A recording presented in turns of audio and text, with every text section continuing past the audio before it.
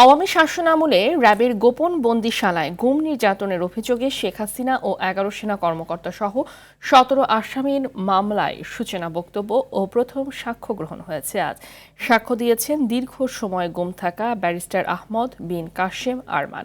এদিকে জুলাই আন্দোলনে ইন্টারনেট বন্ধ করে হত্যার নির্দেশ সহ ৩ অভিযোগে সজীব ওয়াজেদ জয় ও সাবেক প্রতিমন্ত্রী জুনায়েদ আহমেদ পলকের আনুষ্ঠানিক বিচার শুরুর আদেশ দিয়েছে ট্রাইব্যুনাল। জিএম মাহমুদের রিপোর্ট। সকালে বিশেষ প্রিজন ভ্যানে ট্রাইব্যুনালে আনা হয় র্যাবের টাস্কফোর্স ফর ইন্টারোগেশন টিএফআই এর গোপন বন্দিশালায় গুম রেখে নির্যাতনের মামলায় গ্রেপ্তার ১০ সেনা কর্মকর্তাকে। মামলায় আসামি শেখ হাসিনা ও ১১ সেনা কর্মকর্তা সহ মোট ১৭ জন। আন্তর্জাতিক অপরাধ ট্রাইব্যুনাল ১-এ সূচনা বক্তব্য উপস্থাপন করেন চিফ প্রসিকিউটর। এরপর প্রথম সাক্ষী হিসেবে সাক্ষ্য দেন ৮ বছর গুম থাকা ব্যারিস্টার মীর আহমদ বিন কাশেম আরমান। গুমের শিকারের যে পরিবারগুলো, তারা অনেকেই জানেন না যে তাদের স্বজন বেঁচে আছেন কিংবা মারা গেছেন। এই বিচারের মাধ্যমে অতীতে সংগঠিত অপরাধের শুধুমাত্র দায়মোচনী নয়, ভবিষ্যতে গুমের মতো ভয়াবহ জিনিস যাতে সমাজে ফিরে আসতে না পারে।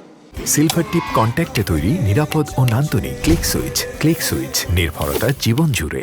সেই জন্য এই বিচার আমরা চেয়েছি এবং সেই বিচারের প্রক্রিয়া এখানে শুরু হয়েছে। মামলা নিয়ে কথা বলেন সেনা কর্মকর্তাদের আইনজীবীরাও। একজন আইনের মানুষ হিসেবে উনি ইন্ডিপেন্ডেন্টলি টেস্টিফাই করতে পারে, ওনাকে প্রম্পটিং বা অ্যাসিস্ট করার দরকার নাই, যেটা একটা অতি সাধারণ মানুষকে করা যাবে। এর আগে জুলাই আন্দোলনে ইন্টারনেট বন্ধ করে হত্যার নির্দেশ সহ ৩ অভিযোগে সজীব ওয়াজেদ জয় ও জুনায়েদ আহমেদ পলকের বিরুদ্ধে আনুষ্ঠানিক বিচার শুরুর আদেশ দিয়েছে একই ট্রাইব্যুনাল। তাদের বিরুদ্ধে প্রথম সাক্ষী উপস্থাপনের মধ্য দিয়ে এই বিচার প্রক্রিয়াটাও একটি পরিণতি পাবে এবং তারা যে অপরাধ করেছেন বাংলাদেশের জনগণের উপরে, সেই অপরাধের প্রায়শ্চিত্ত তাদেরকে করতে হবে আইনি প্রক্রিয়ার মধ্য দিয়ে। অভিযোগ অস্বীকার করে ন্যায় বিচার প্রত্যাশা পলকের আইনজীবীর। আর জয়কে নির্দোষ দাবি করেন তার রাষ্ট্রনিযুক্ত আইনজীবীও। আসামিকে এই মামলার দায় থেকে অব্যাহতি খালাস করতে। GM Mahmud, RTV, Dhaka.